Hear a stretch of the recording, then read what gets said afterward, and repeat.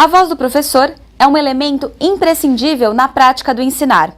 Por ser o mais importante, deve ser alvo de um cuidado redobrado. Contudo, nem sempre o professor tem tempo para pensar na sua saúde vocal. Para conversar sobre o assunto, Celso Napolitano recebe a fonoaudióloga e especialista em voz Fabiana Zambon e Onassis Xavier, professor e presidente do Sindicato dos Professores de Osasco. Pode entrar, esta sala é sua. Olá, estamos aqui com mais um Sala de Professores, agradecendo novamente a audiência de vocês e hoje tendo o prazer de receber a fonoaudióloga, especialista em voz do Simpro São Paulo, que realiza esse trabalho no Simpro São Paulo. Aliás, é um trabalho pioneiro com os sindicatos de todo o Brasil sobre o estudo da voz do professor. A Fabiana Zambon tem mestrado e doutorado em distúrbios da comunicação humana pela Unifesp. E ela, como eu já disse, é responsável pelo programa de saúde vocal do Simpro São Paulo. Professora do curso de especialização em voz do Centro de Estudo da Voz, SEV. Tudo bem com você, Fabiana? Tudo bom. Gostaria de agradecer o convite. É um prazer, uma honra estar aqui hoje com vocês. Obrigado. Para nós aqui é uma grande honra tê-la aqui. Também aqui com a gente o professor Onassis Matias Xavier, que é presidente do Simpro Osasco, diretor aqui da FEPESP, e ele é professor da rede SESI, também professor da rede pública de São Paulo. Tudo bem, Onassis? Tudo bem. É um prazer estar participando desse programa e tratando de um tema tão corriqueiro, né, e problemático na nossa profissão. Ótimo.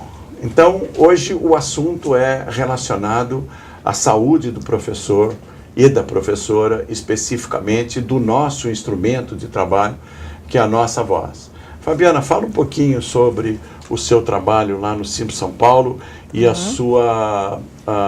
os casos que você tratou aí na sua tese de doutorado. Tá bom. Bom, eu estou no sindicato há 15 anos, então a gente começou com um programa bem pequeno e fomos desenvolvendo cada ano um pouco mais.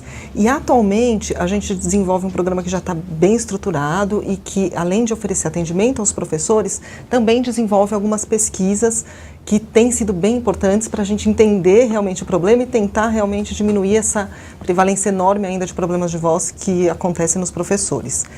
Atualmente, o programa oferece aos professores associados ao sindicato avaliação, orientação, aprimoramento e tratamento de voz para os professores que já têm problemas. Além disso, nós vamos até as escolas e oferecemos palestras para sensibilizar os professores sobre esse problema. A palestra dura em torno de 1 hora, eu não acredito que em 1 hora a gente consiga fazer com que os professores cuidem da voz, mas a ideia principal dessa palestra é que os professores se sensibilizem, que eles vejam que realmente é um problema e que procurem atendimento e que fiquem atentos aos sintomas que podem denunciar e que eles estão tendo um problema de voz. Atualmente é muito comum a gente ouvir, todo esse tempo que eu estou no sindicato, atendendo os professores, é muito comum, às vezes eu pergunto assim, alguém na sua família tem um problema de voz? Ele me diz assim, minha mãe. Eu falo, por quê? Porque é professora. Então, para o professor ainda é muito comum ter uma rouquidão, ter uma alteração de voz, porque faz parte da profissão e não precisa fazer. Então, precisa realmente prevenir, é um problema que dá para prevenir desde que ele procure precocemente. Atualmente, eu vejo no sindicato, não atualmente, durante todo esse tempo, que o professor procura quando o problema já está por muitos anos, já está instalado. Então, a prevenção ainda acontece, mas de uma forma ainda muito tímida, ela precisa realmente acontecer. E aí, pegando o gancho da minha tese de doutorado, eu defendi minha tese de doutorado no fim do ano passado, vai fazer 1 ano agora, e eu acompanhei 100 professores durante 1 ano de trabalho. Então, a ideia principal da tese era avaliar cansaço vocal, fadiga vocal, que é uma das queixas muito frequentes nos professores. Então, nós pegamos 100 professores, um grupo de 100 professores da rede privada de ensino de diferentes escolas daqui de São Paulo, e avaliamos esses professores durante o ano inteiro. No começo do ano, logo após o primeiro semestre de trabalho, para ver o que acontece depois de um semestre de trabalho, logo após as férias de julho, para ver como é o descanso, e no final do ano de trabalho. Então, nós vimos a fadiga e vimos algumas outras questões, como qualidade de voz, sinais e sintomas que podem dizer, ele está aí em perigo de ter uma alteração. E aí a gente vê que no ano inteiro o professor não percebe mudanças na fadiga vocal. Então, mesmo sendo uma queixa frequente, ele não percebe que tem muitas mudanças. E quando a gente avalia a voz desse professor, ela é um pouco alterada durante um ano inteiro de trabalho. Só que quando eu pergunto para ele, como você acha que é a sua voz? Ele acha que ela é boa durante todo o ano. E é normal, ele acha que é normal. Ele acha que é normal, ele não percebe essa pequena alteração que vai durante o ano inteiro de trabalho. Um outro dado bem interessante, a gente dividiu esses professores com... Eu cheguei no primeiro dia e falei, você tem queixa de voz? Você acha que você tem algum problema de voz? Então, alguns disseram que sim, outros que não. Então, a gente dividiu um grupo com queixa e outro sem queixa. E os professores com queixa de voz já iniciaram o ano com um número grande de sinais e sintomas de voz, como rouquidão, cansaço, dor ao falar, desconforto. Já no início do ano? Já no início do ano. E reduzem esses sintomas após as férias de julho. Então, isso foi algo que a gente ficou muito atento agora, porque talvez as férias mais longas descondicionem a voz desse professor, então ele fica muito tempo sem usar a voz profissionalmente, e a hora que ele volta, ele tem uma turma nova, ele tem às vezes uma escola nova, um ambiente novo, e ele sofre um impacto nesse retorno. Então a gente tem agora ficado muito atento, e agora vamos colocar em prática nesse começo do ano, de chamar os professores que já estão em atendimento ou em aprimoramento, venham antes, uma semana que seja antes, para a gente fazer um treinamento, para que você não sofra esse impacto grande. E quem sabe a gente vai desenvolver alguma coisa para fazer isso de uma forma mais coletiva. Ô Nácio, você que está há tanto tempo também na profissão, você no seu contato, tal, da tua experiência própria, você nota muitas queixas, você tem notado muitas queixas dos colegas, e como é que é a sua própria experiência mesmo? Sim, sim. Principalmente na sala dos professores, em conversa, né, a gente percebe o seguinte: muitos professores têm dúvida, doutor, e aí seria muito bom a gente saber o seguinte: o que mais prejudica a voz? O tom ou a quantidade de... Porque nós temos no nosso meio uma quantidade excessiva, a nossa carga horária geralmente sai de uma escola a outra, então a carga horária é muito alta. Então, a gente fica na dúvida, o falar muito durante 8, 10 horas, por muito tempo, ou o tom? Tá. Às vezes você dá menos aula, mas um tom muito alto, não é? Então, o que mais prejudica o professor numa situação dessa? Tá.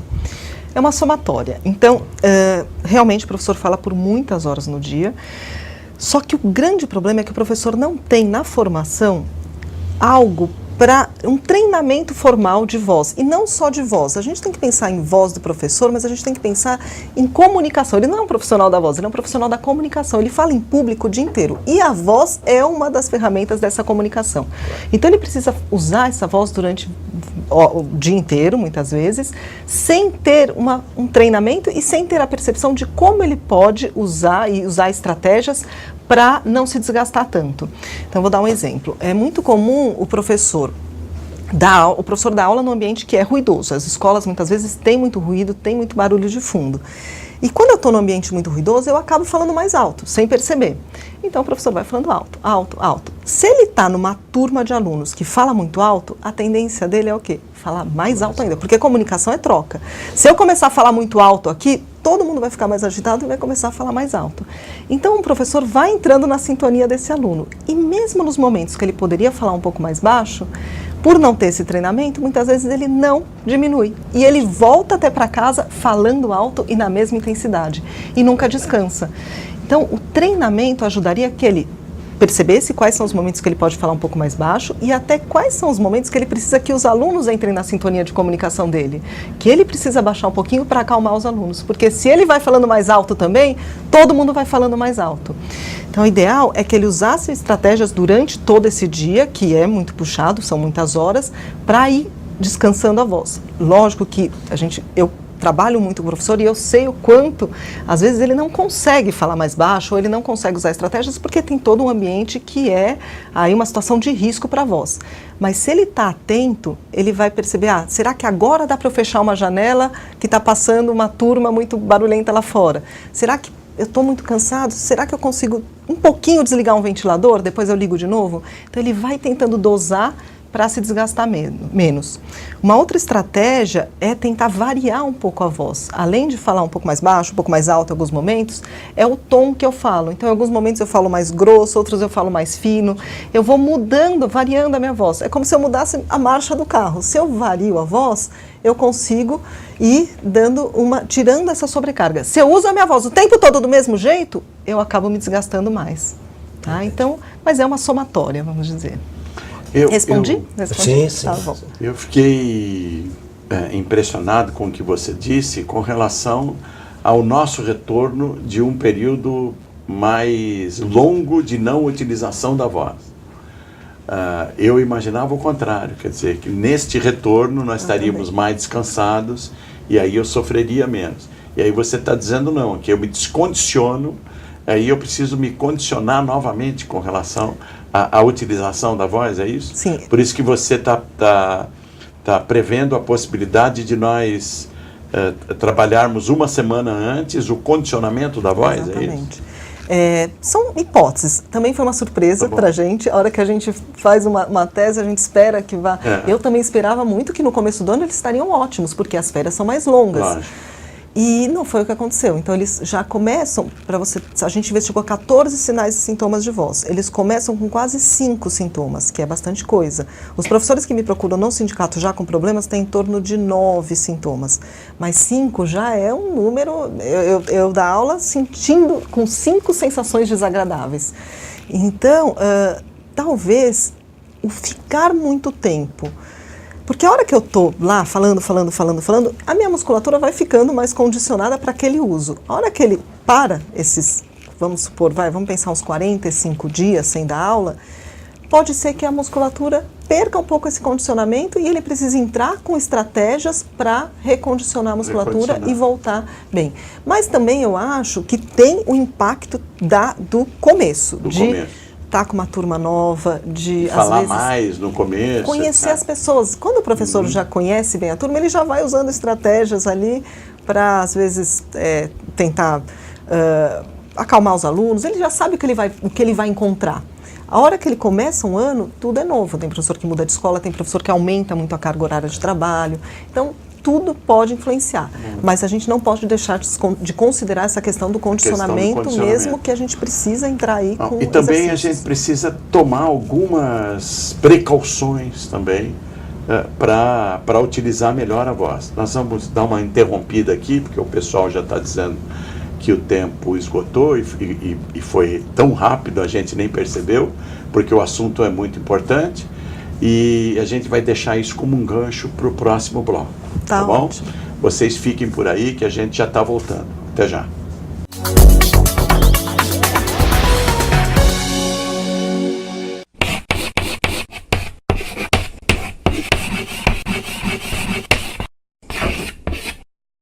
Bem, eu trabalho com os meus alunos o sentido de estudar. E por que eu tenho que ter o sentido de ensinar? Muitos chegam próximos de mim e falam assim, mas professora, que nota que eu vou tirar? Eu falei, mas nós estamos aqui além do sentido da nota.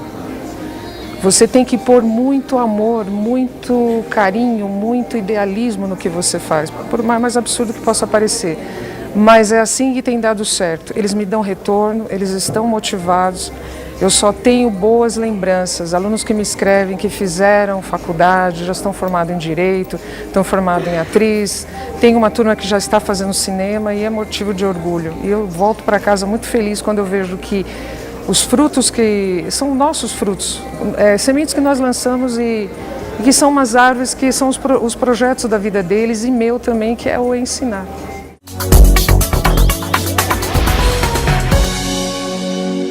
Muito bem, nós estamos de volta com o Sala de Professores, que é o programa da FEPESP. Hoje com a fonoaudióloga, a doutora Fabiana Zambon, responsável pelo trabalho de saúde vocal lá do Sindicato dos Professores de São Paulo, que é pioneiro nesse tipo de cuidado com a saúde e com a voz do professor. No último bloco a gente estava falando sobre a questão dos cuidados que nós podemos ter com relação a nos prevenir ou até usar a nossa voz de maneira melhor, né? Eu queria que você falasse um pouco sobre isso, doutora, mas também aproveitando o gancho e perguntando para você se existe alguma diferença, ou se você detectou isso na tua tese, alguma diferença com relação ao nível de ensino em que a gente trabalha. Tá. No nível fundamental, médio, universitário, se existe alguma diferença, se isso foi detectado aí, ou foi uma das variáveis da tua tese. Tá bom. Bom, pensando em cuidados com a voz, eu vou tentar resumir os principais cuidados que um professor tem que ter com a saúde vocal. Primeiro cuidado é beber água. Então, levar uma garrafinha de água e ir dando pequenos goles enquanto ele estiver falando, porque ele vai... Não pode ser muito gelado. A gente não tem nada comprovado cientificamente que diga que o gelado faz mal. Porque eu gosto de água gelada aí. E você sente alguma coisa quando você bebe o gelado? Algum impacto? Não. Um monte de gente não sente. Então eu não posso dizer que o gelado faz mal para a voz, porque a gente não tem nada cientificamente que comprove. Sim. Algumas pessoas têm sensibilidade, aí eu falo para evitar. Mas para quem não sente, não tem problema. É evitar, por exemplo, um choque térmico muito grande. Tomei um gelado e depois um café muito quente. Isso pode prejudicar. Bom, então beber bastante água. Ficar atento a essas questões que eu tinha falado anteriormente, de modular a voz, de variar a voz, de, em alguns momentos, tentar diminuir, ir embora para casa tentando falar um pouco mais baixo, articular bem as palavras, porque a hora que eu articulo bem as palavras, eu me comunico melhor, as pessoas acreditam mais no que eu falo e eu também projeto melhor a minha voz. Ficar atento à postura corporal, ficar atento ao ambiente, ver o que dá, quais os momentos que dá para fechar uma janela, chegar mais perto dos alunos, quando dá para eu bater uma palma ao invés de gritar com os alunos. Então, tentar usar estratégias para aguentar e para ir lidando com esse ambiente que oferece muito risco. E sempre eu aconselho a todos os professores fazerem pelo menos uma avaliação com um médico otorrinolaringologista e com um fonoaudiólogo para ver como está todo esse instrumento de trabalho. E, com orientação fonoaudiológica, fazer exercícios de aquecimento e desaquecimento de voz, porque ajudam bastante para o professor entrar em sala de aula com uma voz mais preparada para lidar com toda essa questão ambiental e terminar o dia, descer um pouquinho a voz, tirar um pouco essa voz, esse uso de voz tão intenso e voltar para casa falando um pouco mais suave. Descansar um pouco. E com relação ao nível de ensino que a gente trabalha? Em relação ao nível de ensino, na pesquisa eu não dividi os níveis de ensino, a gente vai começar agora no sindicato a fazer uma pesquisa para entender um pouquinho cientificamente se tem muita diferença, mas clinicamente eu acho que tem. Eu acho que tem, não posso dizer que um sofra mais problema de voz que o outro, mas eu acho que tem algumas particularidades, por exemplo, do professor de educação infantil, que ele tem que ficar muito atento. Ele conta muitas histórias durante o dia, ele canta muito com os alunos, então ele precisa de um preparo muito grande, ele precisa ficar, às vezes, numa postura muito ruim, precisa pegar um aluno. E um professor, por exemplo, de ensino médio, ele também tem uma questão porque ele muda de turma, ele vai mudando de turma. Então ele precisa ficar muito atento para não deixar que ele entre na sintonia das turmas. Se ele está numa turma muito agitada e ele fala muito alto e vai embora para outra turma que não é tão agitada falando muito alto, ele pode agitar essa outra. Então ele tem que ter uma percepção muito grande para não entrar na sintonia dos alunos e fazer com que eles entrem. Mas os cuidados de voz acabam sendo os mesmos para todos os níveis de ensino. Estamos aqui também, e aqui nos ajudando nesse bate-papo com a Fabiana, o professor Onassis Xavier, que é presidente do Simpro Osasco e é diretor da FEPESP. Onassis.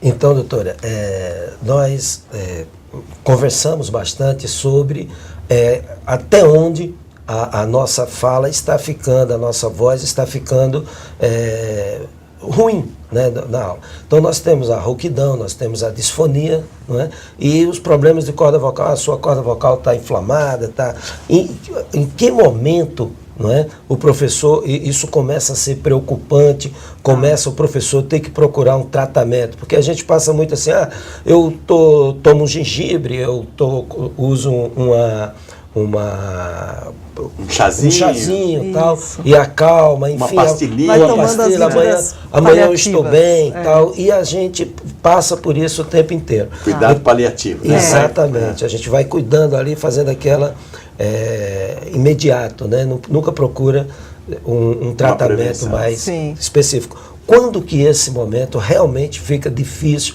para o professor? Quando que ele tem que procurar realmente? A coisa está ficando grave. eu acho que ele tem que procurar num primeiro sintoma. Rouquidão é sinal que tem alguma coisa que não está bem nas pregas vocais. Pregas vocais é a mesma coisa que cordas vocais, então todo mundo conhece como cordas vocais, mas é o nome que é mais científico. Mas cordas vocais é o que é mais conhecido popularmente. Então, elas vibram de uma forma bem harmônica. O que é a rouquidão? É sinal que alguma coisa não está vibrando bem nessa região. Pode ser que eu não tenha nenhuma lesão, que eu só estou colocando muita força para falar, e aí ela não está vibrando bem, está entrando uma rouquidão. Mas eu posso estar rouco porque eu tenho alguma lesão nessa região. Posso ter um nódulo, posso ter um cistinho. Então, a rouquidão é sinal de que tem algum problema e que a gente precisa procurar aí uma orientação médica. Eu aconselho que o professor, no primeiro sintoma, começou a perceber que a voz está ficando diferente, que ela está, ou nem a rouquidão, mas que está ficando muito cansado, ou que está ficando com a garganta muito seca, está sentindo uma dorzinha ao falar, já procurar ajuda médica. Porque o que acontece muito, os professores procuram quando já está muito evidente o problema, quando a alteração de voz está muito evidente. E aí um trabalho que às vezes poderia até ser preventivo, acaba virando um tratamento, às vezes um tratamento até mais longo. Eu já atendi professores que têm alteração de voz há mais de 10 anos, uma pequena alteraçãozinha, e a hora que a voz não melhora mais, ele procura. Qual é o relato muito comum? É assim, eu ficava com a voz alterada no final do dia de trabalho, ela melhorava. Aí ela começou a ficar alterada durante a semana, mas melhorava no final de semana. Aí começou a não melhorar mais no final de semana, mas nas férias melhorava. Agora não melhora nunca mais. E aí eu procuro. E a ideia é que começou a ficar um pouquinho alterada no final do dia, já procure ajuda, já procure orientação. Entendi. Fabiana, queria agora que você falasse um pouquinho sobre os programas que existem lá no Sindicato de São Paulo, do teu trabalho lá, da tua atuação com os professores. Bom, a gente, então, como eu falei no começo do programa, a gente oferece desde avaliação até tratamento para os professores que já estão com uma alteração. A gente desenvolve várias pesquisas para poder entender, porque a hora que eu estou na clínica, eu tenho uma visão muito importante do que está acontecendo, mas a hora que eu paro e pesquiso e vejo realmente o que está acontecendo, acontecem coisas como aconteceu no meu doutorado. Eu não imaginava que eles começariam o ano com mais sintomas. Então, na pesquisa, a gente consegue se afastar um pouco, enxergar e mudar algumas práticas para tentar realmente chegar e atingir aí esse profissional de uma forma mais certeira e talvez diminuir aí essa prevalência tão alta. Então, além dessas pesquisas, a gente desenvolve alguns materiais para levar essa informação para um maior número de professores, não só para os professores aqui de São Paulo, mas para os professores de uma forma geral. Então, a gente tem um material que já está na 3ª edição, que eu trouxe para mostrar para vocês, que chama Bem-Estar Vocal, uma nova perspectiva de cuidar da voz. Esse material, ele tem tido um alcance muito legal, e não só os professores ligam para o sindicato pedindo, mas vários profissionais da voz, cantores, até uma época um grupo de atendentes, de teleoperadores pediram. Então é um material bem informativo, ele tem 60 perguntas e respostas sobre a voz, e é uma forma da gente levar a informação para o maior número de professores. Ele está disponível no site do sindicato, que é www.simprosp.org.br. E tem tido um alcance bem legal. No final dessa 3ª edição, a gente colocou alguns testes. Então, primeiro um teste para você ver o seu conhecimento sobre a voz, o que você acha como algumas questões de como a voz é produzida, de questões vocais, e 2 testes para você ver como está a sua voz. Então, um para ver se você está com muitos sintomas, e outro para ver se você está tendo alguma desvantagem aí no trabalho, no dia a dia, por conta de um problema de voz. Nós desenvolvemos também um filme que chama Minha Voz, Minha Vida, que também tem tido um retorno muito positivo dos professores. Os professores assistem, se sensibilizam e procuram o programa, o que é muito legal. Então, ele conta a história de 2 professores que estão em sala de aula, um que cuida da voz, outro que não cuida, e uma professora que está com problema de voz, procurando ajuda médica, e que fala assim para o médico: olha, eu estou com problema de voz, eu adoro ser professora, e eu estou com medo de não conseguir mais ser professora por conta da voz. O que eu faço? Como eu posso ajudar? Se eu quiser ver esse vídeo, também ele também está disponível dentro do site do sindicato, em programa de saúde vocal, ele consegue ter acesso a esses materiais. Tá? Então, questão de instrumento, de ferramenta de trabalho do professor, que é a voz, você recomenda que nós, professores, devamos procurar médico e fonoaudiólogo pelo menos quantas vezes por ano? Pelo menos uma vez por ano? Pelo menos uma vez por ano. olha, se ele não tem um problema de voz, o que eu faço no sindicato? Então, se eu não tenho problema de voz, pelo menos uma eu vez. também não devo adquirir o problema de voz. Exatamente. Né? Então, pelo menos um check-up, uma avaliação eu devo ter. Porque eu preciso saber será que minhas pregas vocais vibram bem? Será que eu não tenho nenhuma alteraçãozinha? Será que eu não preciso tomar um cuidado diferente das outras? O professor, eu gosto de falar que ele é um maratonista da voz. Sim. Um maratonista, uma pessoa que corre, ela faz pelo menos uma vez por ano um check-up, para ver como está o coração. O professor precisa, pelo menos, ter uma avaliação de voz e fazendo avaliações de tempos em tempos. O professor que vai no sindicato, mesmo que ele não tenha problema, ele fez algumas sessões de aprimoramento para ver como ele pode aquecer, desaquecer a voz. A hora que ele vai embora, eu falo, olha, volta uma vez por ano. Então, vem voltando para a gente ver, será que eu preciso mudar esses exercícios? Será que eles ainda se encaixam dentro da demanda de trabalho desse professor? Então, eu aconselho uma vez por ano, seria bem interessante. E quando eu faço essa avaliação, e se está tudo bem com as minhas pregas vocais e tal, eu entro no site do Simples São Paulo, pego esse material e consigo ter a possibilidade de fazer alguns trabalhos, exercícios vocais para poder melhorar a minha atuação? Exercícios não. Exercícios eu sempre peço para o professor ir fazer pelo menos que seja 3 sessões, 4 sessões. Porque o exercício é muito individual. Nem todo exercício que faz bem para mim vai fazer bem para você ou vai fazer bem para ele. Então, a gente precisa ver quais são as suas necessidades e qual exercício vai ser legal. Então, resumindo. E também tomar cuidado, Celso, só rapidinho, porque tem professor que às vezes aprende exercício em palestra e faz o exercício com muita força. E faz errado. E acaba prejudicando ao invés de ajudar. Então, o exercício tem que ser feito sempre com orientação fonoaudiológica. É como aqueles que veem o vídeo de exercício, exatamente, aí físico, aí começa a fazer, estoura a coluna, estoura o joelho, mesma etc. coisa, Celso. Bom, então, professor, nós precisamos ir ao otorrino uma vez por ano e ao sindicato procurar a doutora Fabiana Zambon e fazermos os exercícios de voz pelo menos 3 sessões com a doutora Fabiana. É isso. Infelizmente, desculpa aquela hora eu te interrompi, mas é que o pessoal aqui fica me pressionando, porque acabou o tempo. O programa é muito bom, as suas orientações foram excelentes e por isso que passou tão rápido assim. Eu queria então agradecer a participação da Fabiana. Muito obrigado, a doutora Fabiana Zambon, ela é tão novinha e a gente chama de Fabiana mesmo. Obrigado, Fabi. Obrigada, eu que agradeço. Ao Anassis também, que é nosso companheiro aqui da diretoria da federação, que ajudou a gente aqui nesse papo, e a você, que está sempre aí prestigiando a gente. Não esqueça de contribuir, colaborar com a gente, escrevendo para fepesp.org.br, criticando, sugerindo, opinando. Até o próximo programa Sala de Professores.